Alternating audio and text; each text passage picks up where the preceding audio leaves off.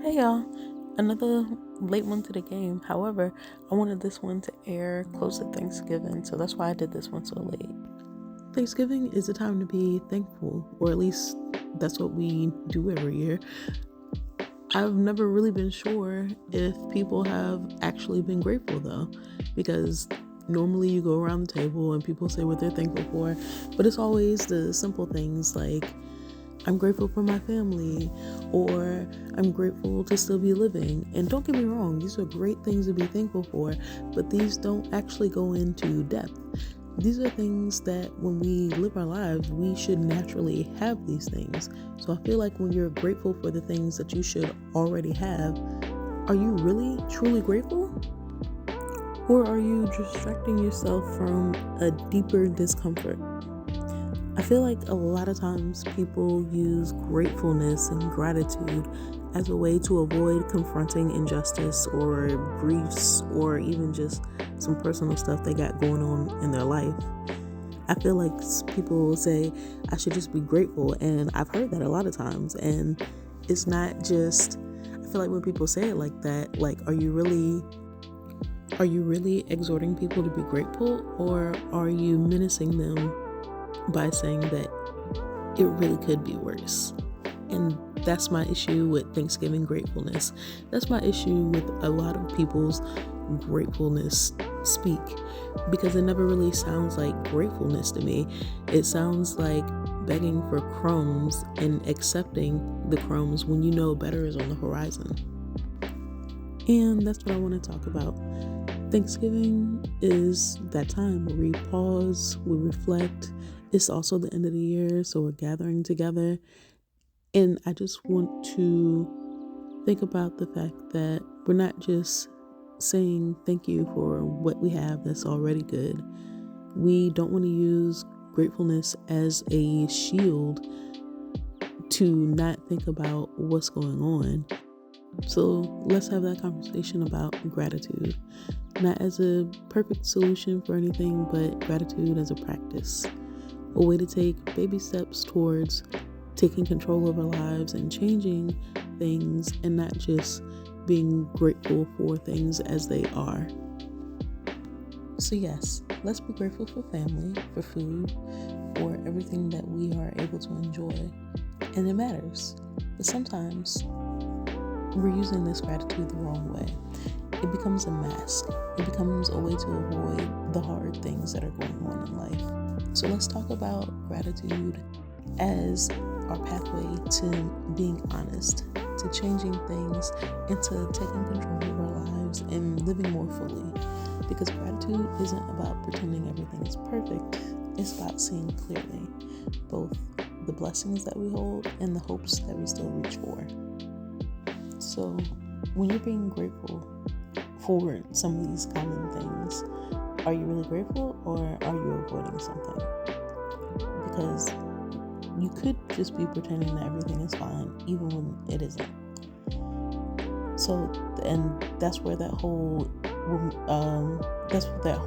I should be thankful so I won't complain comes from. To me, that's the wrong attitude, and it's not real gratitude.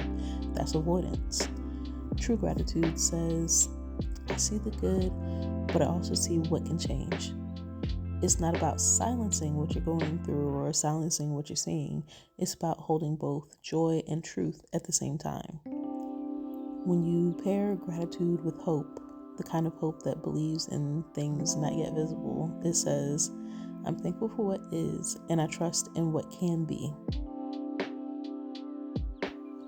So let's not pretend that everything is perfect, or let's not use gratitude to pretend that everything is perfect.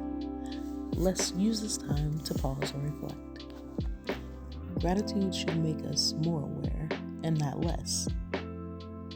If I'm grateful for this Thanksgiving meal, I have to also remember that there are people out there who are not eating right now. There are people who are hungry. We just ended the government shutdown. People just got some of their paychecks back. If I'm grateful for my food and the things that are in front of me, I have to also remember that there are people who also don't have those things. There are people who might be hungry right now. There are people who don't have clothes on their back right now. And I'm not saying that you have to make yourself feel bad about what you have, because that's the problem, I think, with gratitude. You don't have to feel bad about what you have. Use it as gentle motivation to help others. Gratitude's not the end of the story, it's the beginning. It's a spark that says, this is good, but it's not enough until everybody shares in it. What's the point if I'm eating if my family's not eating? So, what are you grateful for? And if you're honest, what needs to change?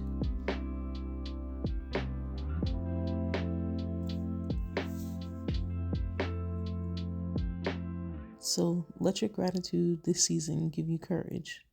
Courage to face what's uncomfortable. Courage to speak the truth and change what needs to happen. I know that this time of year, a lot of people are going back to families and eating with people in their family who believe differently than they do. And I'm not even talking about faith. I'm talking about just socially. There are people who will be going back home and dealing with family members who they probably only see during Thanksgiving, who are going to say some of the most wildly ridiculous things. And let your gratitude for what you have be your courage to speak to it. Don't just let things ride. Don't just let things sit there and just be a weight on the table. Say something. Because only by shedding light on things do people have the opportunity to grow. Same thing with plants, if you think about it. And I've gotten all the way to this part of the video and realized that I haven't really talked about anything about my theme for this month. So of course, as you can tell, it's going to be gratitude.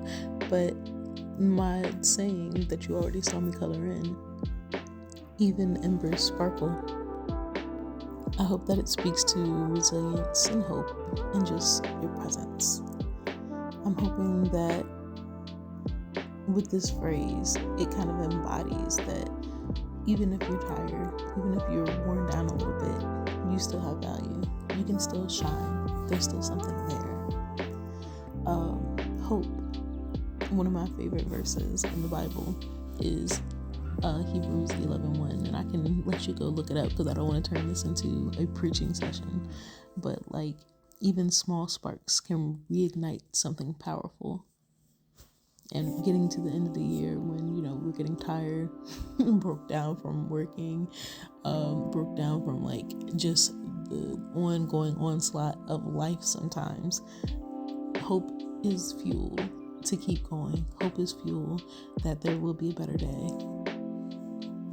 And then your presence. You don't have to be a big blazing fire to be meaningful. Even just quiet moments matter. Small acts matter. Small things build up and they turn into a big flow. And then in terms of the colors that I used a bunch of like yellows and kind of browns and amber type colors, just because the gemstone, and I think in all the years that I've done bullet journaling, I've never done a gemstone theme kind of one, or at least like birth gemstones theme. So the color or the gemstone for November is topaz. So not my month, but the color is topaz, and the gem is topaz, and the topazes that I grew up seeing are all the yellow type ones. And when I looked it up to kind of do this video, I was just like, oh, there are all kinds of color topazes. I don't know how the yellow ones got to be the popular ones, but I just threw this bright bluish green in there to kind of contrast with it. And then we have this little smoke trail. So that's about it for the theme. I feel like it all ties in together, and I hope that you can see how it all ties in together.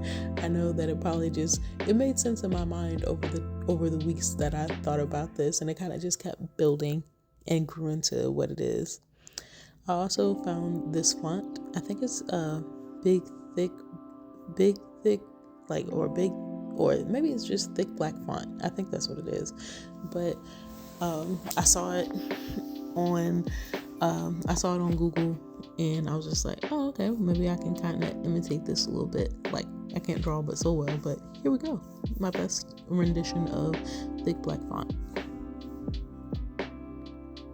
Also, with this calendar, when I opened up the page, you see that it was already done. This is my calendar. This is my 2-page spread calendar. I don't think it really changes, so I don't see the need to show you every month me drawing it. I think from now on, I'll probably just have this pre-drawn before we get to the video, but you will see how I decorate it. So I have these colors. I have the bluish green, and then I just go in there with the gray and add these little dark parts. I was trying to go for kind of like some depth in there, and I think you can kind of see it. You see the dark parts. And then nothing special for the calendar spread. I'm just going over there in all the corners and using the colors for my spread. And if you can kind of see, like, I'm going from, I guess, maybe a darker color to the brighter colors. I don't know how you say that in terms of hues and saturations and whatnot, but I'm hoping that I'm going from the darker to the lighter.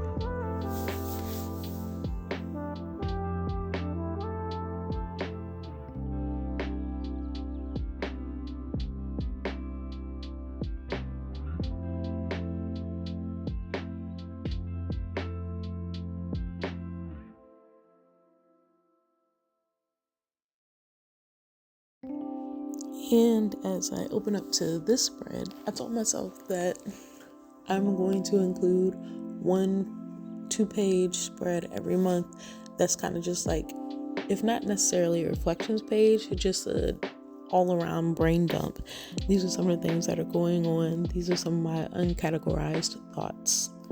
And that's what this page is. Just open free space for me to write down whatever it is that's going on, or just a little bit of space for some scrapbooking. I found that I've been getting a little bit more into that, just memory keeping type stuff. So or junk journaling. And I don't want to have like a whole junk journal, but I think like a page every month with some thoughts would be really beneficial. So I'm putting this candle and this topaz in the corner and smoke trails on the top, and I'm really trying to stick to the same color palette that I've had. I really didn't give a whole lot of thought to how I was going to draw this candle, so I'm just freestyling it as we're going.